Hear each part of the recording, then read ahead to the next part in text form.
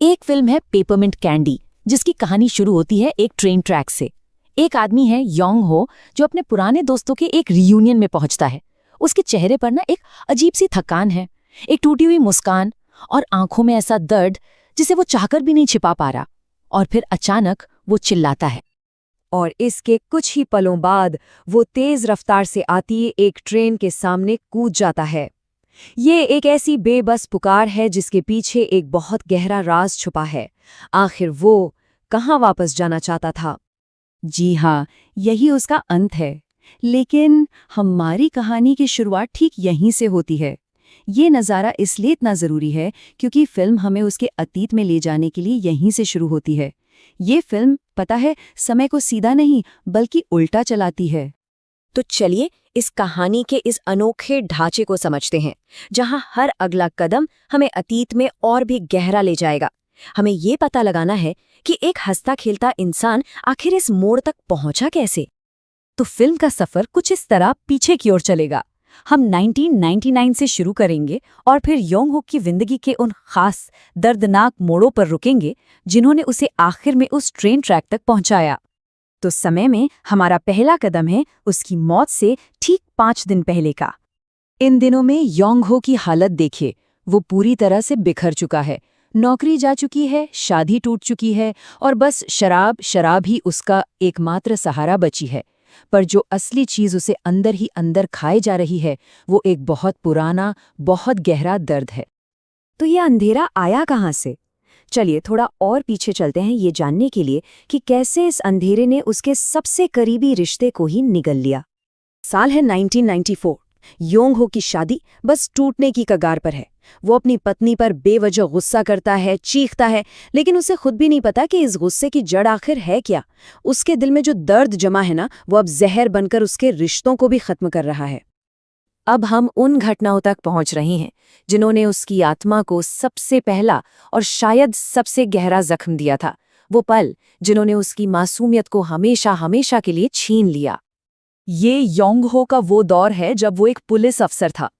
देश में राजनीतिक अशांति का माहौल था और बस यही वो समय था जब सब कुछ बदलना शुरू हुआ। उसे हुक्म मिलता है प्रदर्शनकारियों पर लाठी चलाने का, और फिर पूछताछ के दौरान वो एक छात्र पर ऐसा अत्याचार करता है जो एक पाप था, एक ऐसा गुनाह जिसने उसके ज़मीर पर हमेशा के लिए एक दाग छोड़ दिया। चलिए और भी पीछे चलते हैं उसके फौजी दिनों में। यहाँ एक और हादसा उसकी जिंदगी को बदलने का इंतजार कर रहा था। गश्त के दौरान रात के घने अंधेरे में उससे एक जानलेवा गलती हो जाती है। गलती से उसकी गोली एक छात्रा को लग जाती है और उसकी मौत हो जाती है। बस यही वो पल था जिसने उसकी बची खुची मासूमियत भी उससे छीन ली। लेकिन इन सारे दर्दनाक वाक़यों के बीच उसकी जिंदगी में उम्मीद की एक छोटी सी किरण भी थी। उसका पहला प्यार सुन इम, एक बहुत ही शांत मासूम लड़की जिसकी एक मुस्कान ही उसका दिन बना देती थी। पर युंगो के अंदर डर इतना भर चुका था, वो खुद को इतना टूटा हुआ महसूस करता था कि उसने अपनी इस खुशी को भी खुद से दूर धकेल दिया।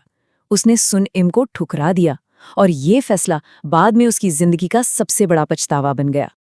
तो चलिए अब कहानी की सबसे आखिरी और कह सकते हैं कि सबसे पहली परत तक चलते हैं, उस योंग हो से मिलने जो इन सब हादसों से बहुत पहले था।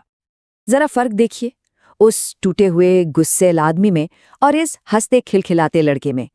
एक वक्त था जब योंग हो की दुनिया में सिर्फ हंसी थी, सपने थे। वो अपने कैमरे से दुनिया की अच्छी चीजें कैद करना चाहता था। यही था असली योंग हो।